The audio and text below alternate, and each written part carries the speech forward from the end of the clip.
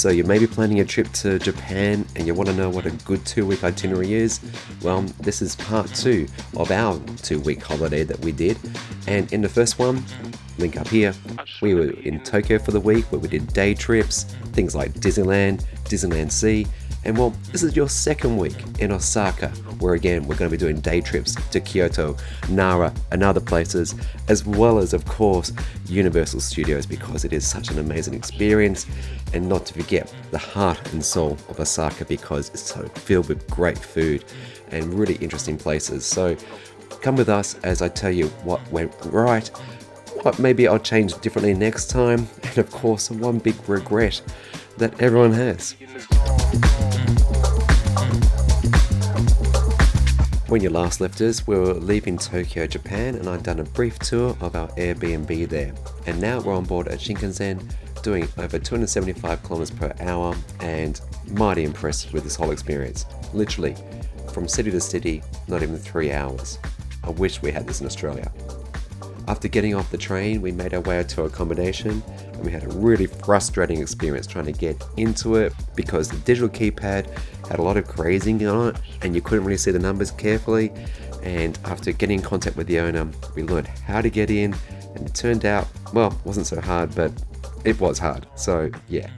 Anyway, review on that one in a separate video. Watch out for that.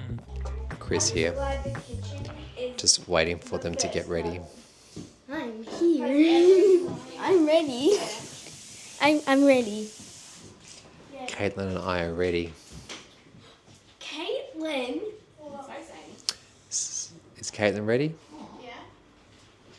I don't really need to do much stuff. I just need to put shoes on. Let's go. So after settling in, we head on to Dotonbori, that's like the heart and center of Osaka, and it was only about 15-20 minutes walk from our place, or about 2 subway stops. So we've all the going up and down stairs, because you gotta do a lot of that in Japan, folks. A lot. This is a place to be. So there's a lot of tourist novelty shops, a lot of restaurants, things to see and do, clothes, you name it, it's all available. So after experiencing a summer shower in autumn, because I kid you not, the weather when we're in Japan is so crazy hot, 35 degrees, no wind, high humidity, it was stifling. The rain was really welcome, and I went and indulged in something that I've been wanting to do for so long, and that is to have Ichiran ramen. Now these guys are famous for the pork ramen, and it's very rich, very creamy, so very good, and the store is designed for solo dining, so locals go here. It's not just a tourist trap, and you sit at your own individual station and you put your order in at the vending machine at the front, give it to the person who's behind this little bamboo curtain. They'll bring you the food. There's absolutely very minimal talking to anybody, and workers typically come here on their way home perhaps, or for a cheeky lunch. And it's really amazing. Like, you can ask for a bit more quiet if it's getting too rowdy in the place. Maybe explain, hey, I don't understand what I'm doing here. You can ask for additional things such as, I would like it stronger, I would like it more rich, less rich, egg, garlic, or green onion, please. It's a really fantastic dining experience. The rest of the family decided they didn't want to actually go there, so I ended up doing this by myself, which is a little bit awkward, but we made up for it. We went and found ourselves another restaurant nearby, and we had a bit of a sample as to local Osaka dishes. So just like you might go to Africa to do your safari for the top 5, well, here's a similar thing with food found south. And the first one is takoyaki octopus balls. There's the okonomiyaki savory pancakes. You've got your deep fried skewers, so thinking your yakitori and things like that. And later on, Caitlin and I will enjoy some fluffy Japanese pancakes. So all up, all told, it was a great day, quite a chill day, just taking it easy, getting around about 10 a.m. Shinkansen to Osaka, checking in, and just exploring the city. I just want to be in this. Alright, coming up next, we're going to be spending days 8 and 10 in Kyoto. And to get there, you can either use a Shinkansen, which is only about half an hour, or just use a limited express service, and it's about 1 hour. So already, you're hearing our first mistake here, and that is, well, not staying in Kyoto itself. And well, the other one I'm going to share with you at the end of this segment. So when we were in Kyoto, we did the usual stuff: temples, shrines, gardens, bamboo forests. We were going to do torii gates, and well, I'll just let the video do the explaining.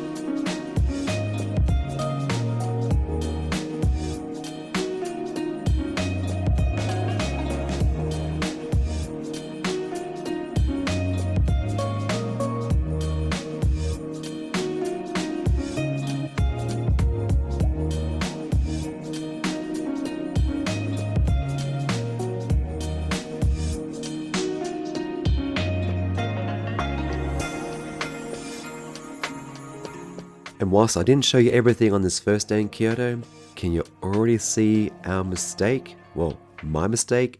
The guy who plans everything? Anyway, we retreated back to Osaka, where you joined Caitlin and I for some pancakes. Turn it around. Turn it around.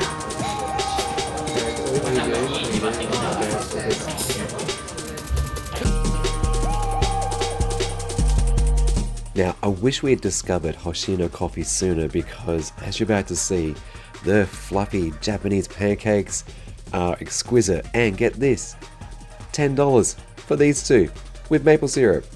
So good, so good. And as in a moment, you're going to see Chris having a quiet little thankful moment. Oh, so good, so good. Happy days, very good. Love it. Make sure you get to Hoshino Coffee.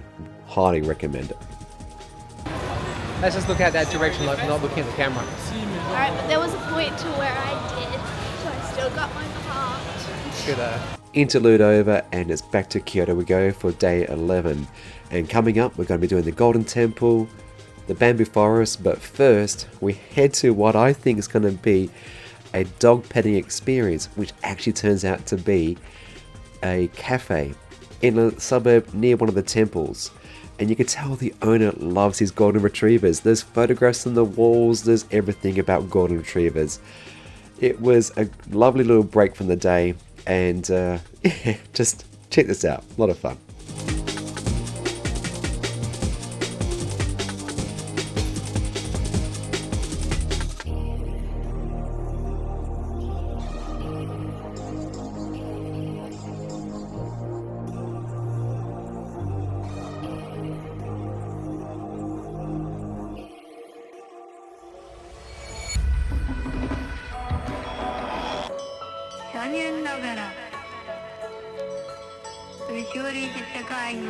The Golden Pavilion is every bit as beautiful as photos suggest, and seeing those top two floors shimmering in actual gold leaf is a real, wow moment. It's an essential stop, I think, for any first-time visitor to Japan, but keep in mind, it is a bit of a one-hit wonder. The grounds are relatively small, so you'll likely capture some really great shots and be back out the gates quicker than you'd expect. So, yeah, definitely worth seeing, but I won't bother going back.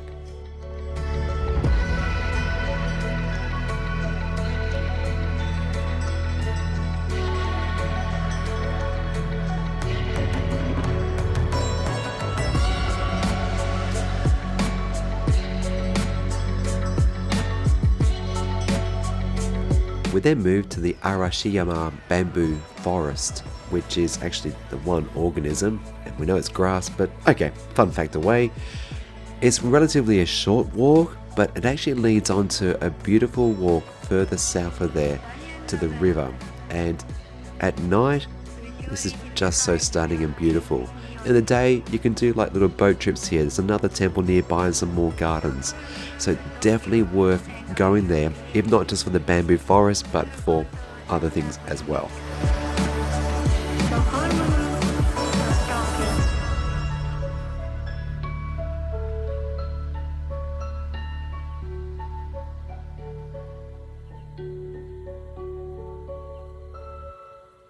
Okay, so whilst our trip is not yet over, that does conclude Kyoto. So, did you work out what I did wrong? I didn't spend enough time there. I didn't plan enough days there. You need at least 3, if not 4. And we should have stayed in the city because we wasted so much time traveling around Kyoto because it is such a big city. It's a big area. Anyway, that regret out the way. It's time now for USJ, aka Universal Studios Japan. Okay, so if you go back to my first video, I've got some tips in there about how to get the most out of Disneyland and Disneyland Sea. And Universal Studios is the same, so think arrive early, do the popular rides first, consider doing single rider lines because if you don't mind being separated from friends or family, you definitely will be getting on the ride sooner. But there is one big difference with USJ versus Disney, and I'll get to that in a minute. Now, in terms of enjoyment factor, this park is definitely aimed at teens and above. So my wife does not like scary rides, and nor does my youngest. So my 2 oldest kids, we had a great time, and we all actually enjoyed doing Mario Kart Koopa's Challenge. You have these glasses on to give you an augmented reality, and you use like these little gun things to shoot like shells and do a virtual ride as though you're actually doing Mario Kart in real life. A lot of fun. That said, Yoshi's Adventure was a very slow-moving kids ride, which I definitely would like to skip next time. A reminder, this was filmed in 2024, so there was no Donkey Kong Country at the time, which I'd love to go to now. I would like to do it again, definitely would. Another thing I would go on 2 or 3 more times, because I did when I was there, was Harry Potter and the Forbidden Journey. The whole land of the wizarding world of Harry Potter was amazing. I loved it. There were shops there, you could get robes and merchandise, have some butterbeer. Very well themed, very well done indeed. My eldest kids, their favourite ride was the Flying Dinosaur. I went on this once, I think they went it twice or 3 times. Too scary for me. It was amazing, but too scary for me. How was your first real upside down sort of roller coaster? I loved it. I want to go again. And unfortunately, the Jurassic Park ride was closed for maintenance at the time that we went. Now, no trip to Universal is complete without doing Despicable Me Minion Mayhem. And a bonus we got, which I didn't realize was going to happen, was they had already started the Halloween nights. So there were people roaming the park, giving scares and giving a little bit of entertainment here and there. There was a haunted house sort of stuff going on where you could actually purposely go get scared by somebody. Very cool fun. Love that, but I was not brave enough to do it. Now, here's a few more top tips to get your most out of Universal Studios and why it differs from Tokyo Disney. First of all, I really struggled to buy tickets online through the official USJ website. So to give us certainty and ensure that we were ready, we pre-purchased through Klook. And no, this is not an advert. Cost of park entry was $380 for all of us. Plus, because this is a one-time thing for us, I purchased 5 Express 7 Pass 7s. The variety pack. There's got different versions. There's a 7, there's an 8. There's got different names, and they cost more than the park entry. So I'll let you do the math on that one. And that means this actually was the most expensive day that we had in Japan. That said, really enjoyed it. As a family, it's a very expensive day out. So the stunt show was really awesome. Really glad to have seen it, even though it was in Japanese. And this ending,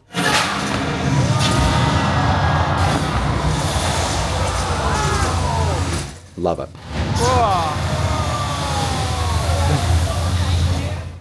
Day 12, and we've hit a significant marker. Today we'll be heading to Nara for the famous bowing deer, a beautiful old shrine, and to have a little bit of respite from our travels. Let me explain. When you do Japan, it is steeped in history. Everywhere you turn, there's going to be a temple, a shrine, a garden, you name it. As an adult, I find this fascinating, particularly some of the architecture and the sheer age of it.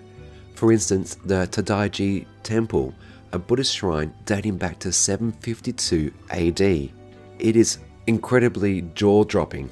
I can't begin to convey the sheer size of this, and to think that this was built by hand with no machines. It is incredible.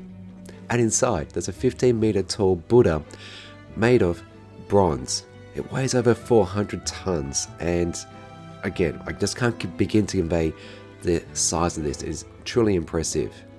Flanking at either side, there's also some wooden statues, and then there's this rectangular hole cut through one of the pillars that is said to be the exact size as Daibutsu's nostril, that is the Great Buddha's nostril. And the challenge is, if you can successfully squeeze through the hole, you'll be granted good health and enlightenment in your next life. So very popular photographs. Obviously kids try it. I didn't dare, especially at my girth, but nonetheless, really impressive. And am I sad that the rest of the family missed out? Yes, I am, but I get it. Like, there's only so many temples and shrines you can do before you're like, you know what, we need a break, and we will fix that later. We'll fix that later. Getting into Nara, you'll be immediately greeted with free roaming deer. Now, these are considered sacred, and they've been here for over 1300 years. And over time, they've learned to bow to get food from strangers. So there's these vendors selling little biscuits that you can get quite cheap, and as soon as the deer know that you've got them, they will pursue you. Now, some will nip at you, bite at you, nudge you. We didn't really have that, so a pretty good experience realistically. And the only cutest experience I could share is this one where Amy was, kind of pursued by one of them. I have nothing. I have nothing. It's definitely a real highlight, and to think that these animals can just go anywhere in the city, and they do, is quite remarkable.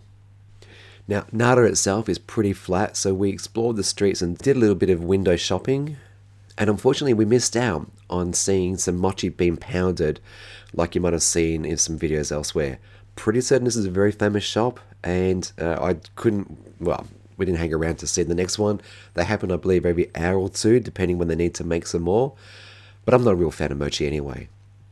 So, leaning into the whole thing about, okay, the kids were definitely over shrines, temples and gardens, we decided to retreat to a pool. This is I'm going to butcher this, the Sarurumi Ryochi pool. And it had a few slides, a tidal pool, and that was pretty much it. And unfortunately, because we got there late in the day, we only enjoyed those for about an hour before they actually closed those down. But we still enjoyed the pool for another good hour before we made our way outside, went through a bit of a festival that was happening, and enjoyed this lovely view out onto a lake. So here's the thing with Japan. Because most tourist attractions don't open till 9 or 10 a.m., what you can do in a day might be a bit less than what you're used to. So typically, I like to do something in the morning, something in the afternoon, and something at night. And you definitely can do that in Japan, but you need to think about your travel and also what is open, what time it closes, because they've got very modest hours.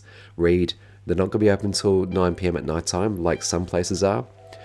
And so I definitely had to curtail my enthusiasm for the temples and shrines and gardens, because obviously this is something that kids might not be interested in. So all in all, it was a good day. It was a relaxing day, and it was a welcome respite from our daily troubles.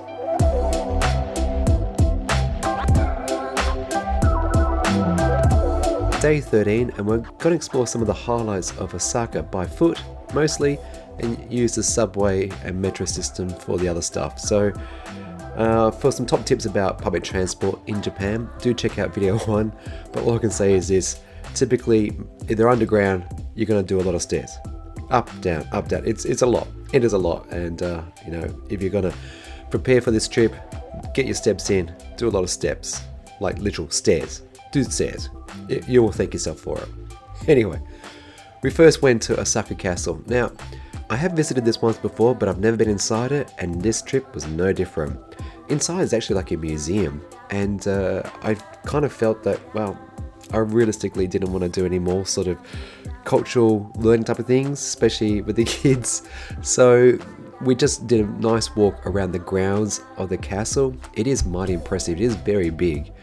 And whilst not old, it's designed to look old, it somehow got 8 floors inside of there. So if you're into museums, I believe it's worth a visit, but go early. As per usual, crowds are a thing. On our way out of the Osaka Castle grounds, we came across what I believe are falcons. These were pets of these owners, and yeah, kind of surprising that. And other discoveries on this day, because it was a Sunday, were a lot of different activities by various people, like these drummers really get into a session where they invited me in. I was hot and sweaty as it was, thank you very much. Pass. But if it was in cooler climate, I so would have gotten into this. I really would have. From there, we made our way to the Tenjinbashi Tsuji shopping center. This is Japan's longest arcade. And if you were to traverse it along the streets, it's more than 2.6 kilometers long. And one section is over 600 meters, all undercover. Got definitely a feel of old vibes, like 1980, 1970 vibes in here. But you name it, you can definitely find it. We saw fruit and veggie shops. There was Magma Comics. You could buy knife sets, chopsticks, clothes. It was a market for the locals, and we had some food here, and it was all pretty damn good and really cheap, as per usual. So we kept making our way south, and we ended up in American Village. Nothing really special here, to be honest, and it was on our way through to Dotonbori, and a lot of the retail shops are similar, or actually the same, to what we find in Australia and maybe in your home city. So maybe not worth a visit unless you're into American vintage stuff, but you do pay for that privilege. Next up, I wanted to revisit somewhere I've been previously, and it is Nipponbashi Denden Town. This is the electric town of Osaka, and typically prices here are actually cheaper than, say, the equivalent in Tokyo. And if you wanted to see the latest and greatest and the newest and fantastical, this is your place to see it. But unfortunately, I really do feel Japan has lost that edge when it comes to technology.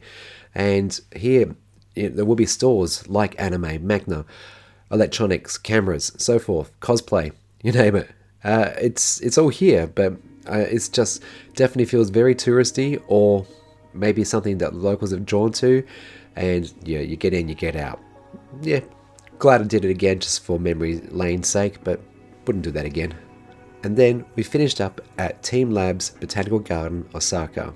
At night time, you can gain entry for about, I think it's $20, $25, and you can see things like the resonating microcosms that we saw in Team Lab's Planet Tokyo, the sculpture of dissipated birds in the wind. Obviously this has got a soundscape that goes with it, but for copyright reasons I can't play it here. Mesmerizing, pretty to look at. There was a forest of autonomous resonating life with these large eggs that you could actually bounce and move around. A really dark section of this walk, and you could just walk anywhere by the way, was the abstract section with projections, and there was like dancing bunnies and a parade of different animals. Kind of reminded me of Alice in Wonderland. It was different. So I think it's actually called Walk, Walk, Walk. Yes, I kid you not. Something that was really underwhelming was the universe of fire particles in the forest. You actually downloaded this to your app, and as you move through the space, the screen on your phone has this fire and changes as you move through. I didn't quite get it, to be honest, but it was made up for by this beautiful scene on the lake where there was some lamps set and they resonated and they appeared to breathe and to pulse, and there was a low drone rhythmic beat happening in the background, and it was very calming, very chilling. And being the late summer nights that it was actually really pleasant, and I was grateful to do this. And would I do this again? Probably not, but I'm grateful that we did, and it was a great way to finish off a day in Osaka.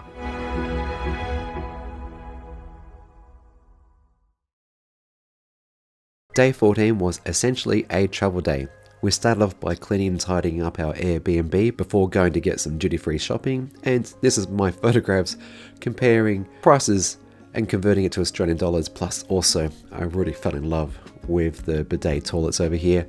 I'd like one for my own home, thank you very much, but that's a future renovation and a discussion with the missus.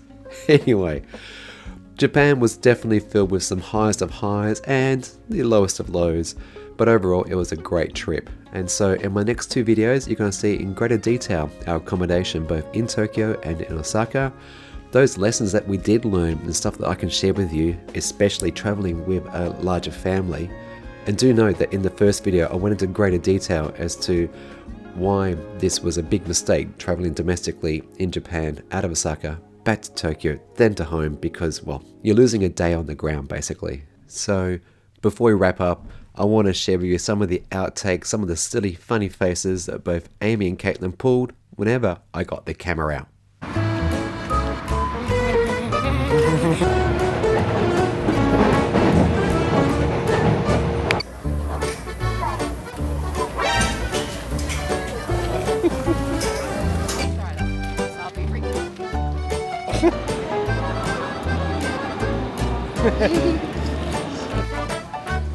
Here you go.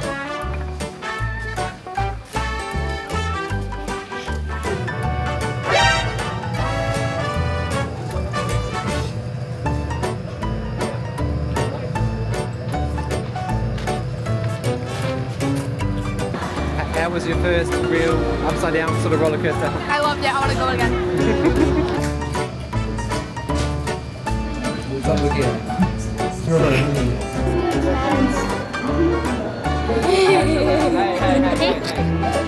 Like, you got a little casual. Get back here.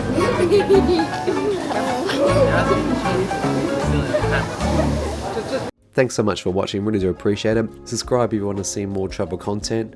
I don't post here very much, it's my second channel. My main one's Electric Chris over on the other side of YouTube, so go check it out there if you want to learn about electric cars and so forth. And yeah, thanks so much for watching.